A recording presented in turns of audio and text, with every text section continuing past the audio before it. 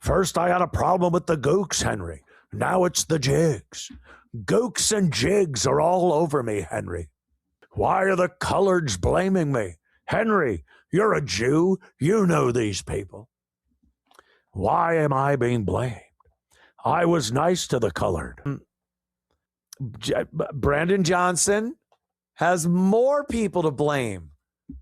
Not just slave owners and slavery and racists. Here's Brandon Johnson blaming more people for Chicago's ills. And this one is beyond all reason. Check it out. So, yeah, it is personal.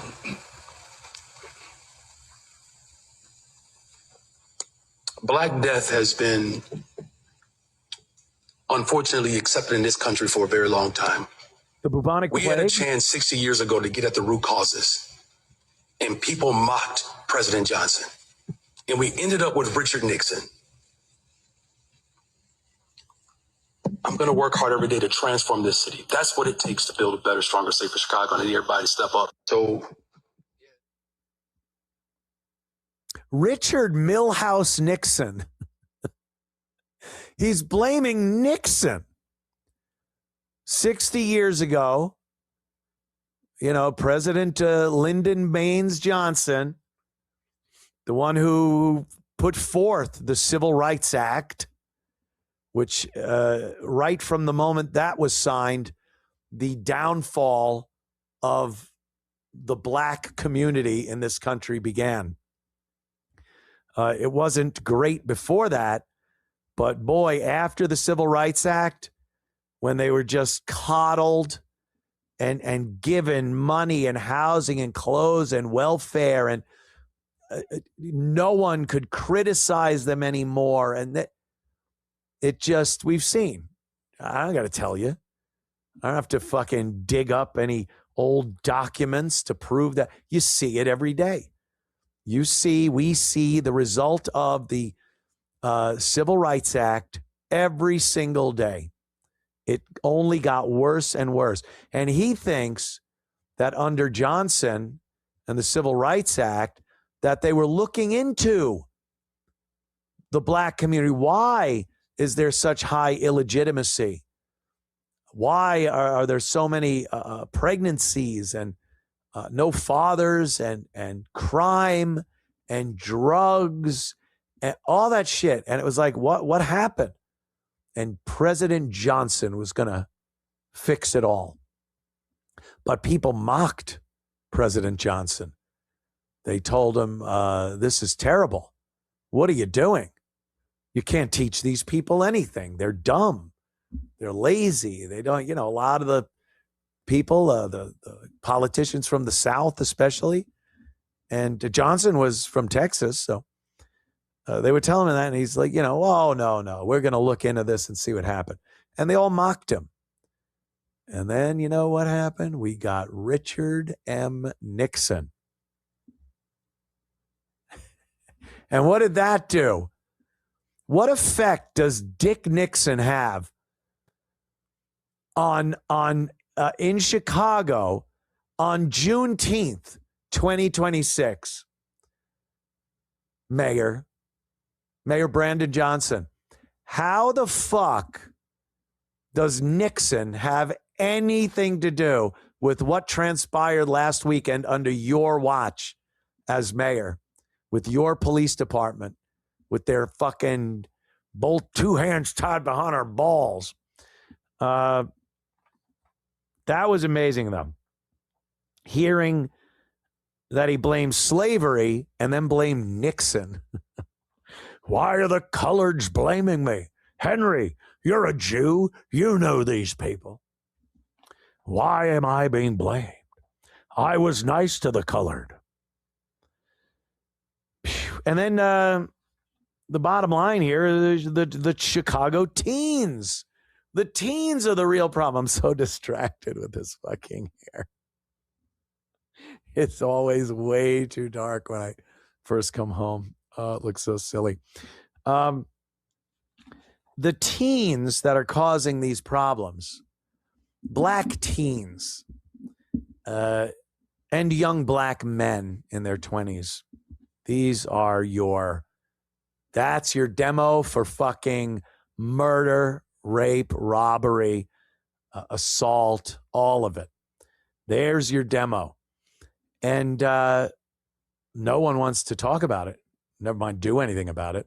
They're starting to. Social media is just rife with acts of hooliganism, right? Thugs doing what thugs do. So Chicago teens, Brandon Johnson has said that we just need to prop open those YMCA doors because that's what gang members want to do. They don't want to sell drugs. They don't want to fuck their hoes. And they certainly don't want to go on drive-bys blasting at their ops, yo. They want to find a YMCA with the door open at 1, 2 in the morning so they could stroll in and maybe play some ping pong, right? Apparently not, because here's what some of the teens and the news people have to say about the youth programs that Mayor Johnson is putting in place to try to quell some of this violence going on in Chicago because of Nixon and slavery. So let's see what Chicago teens think about his crime prevention.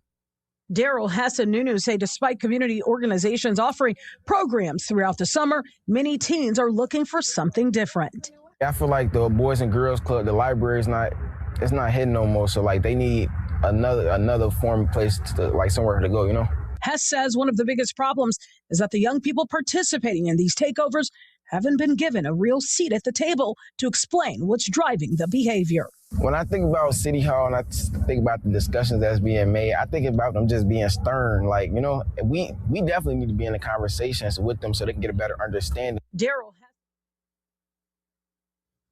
They need to be at the table. The very thugs that are running around wreaking havoc on the city, they need to be at the discussion because, you know, the politicians, all these bigwigs, they sit around and they don't know what the kids are doing. They need real options. Here's an option. If you do this, you'll go to jail. You like jail? How is that for a viable option to the libraries and the youth centers and stuff? Jail. You want to continue doing what you want, a seat at the table? How about a seat at the table in the dining pod of a prison? There's your seat. I'd say pull up a chair, but they're cemented to the floor. So this guy can't plant it over your head and then fuck your ass. But there you go. That's a seat at the table is what they want.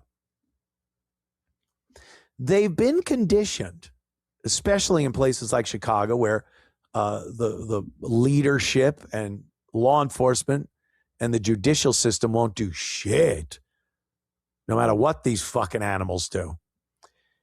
They've become past emboldened. They are entitled to committing crime and not having any repercussions. And if there's a group of people getting together to try to figure out how to quell the violence, they want a seat at the table. The guys doing the donuts and lighting cars on fire and shooting into crowds. And yeah, you need to sit down with them and see, what's the issue, son? Tell us, young teens. What's the issue? Why so upset with everything? Is it slavery and Richard M. Nixon? Is that it? Holy shit. There's probably a statue of Nixon in his hometown of San Clemente, California. How about a bunch of blacks go there and first you could just douse it in paint racist on it, and then you can tie a rope or a chain around it and pull it down and drag it around. Would that make you feel better about the horror that was Richard Milhouse Nixon? Holy shit. First, I had a problem with the gooks, Henry. Now it's the jigs. Gooks and jigs are all over me, Henry. If you're 60 years old, you're digging that impression. I tell you that. So there you go. That's Chicago. Enjoy. It ain't getting any better. It certainly isn't getting any better. And not as long as this guy's in. And not as long as the same voting public votes. You had Lori Lightfoot. She was a piece of shit. And then you were able to get her the fuck out of office. And then you voted in this guy. And then you go, oh, this guy's terrible. His murder and this and that. So they get rid of him. And you vote in some other fucking racist black guy that won't do what needs to be done. You are just stupid. The city of Chicago is stupid.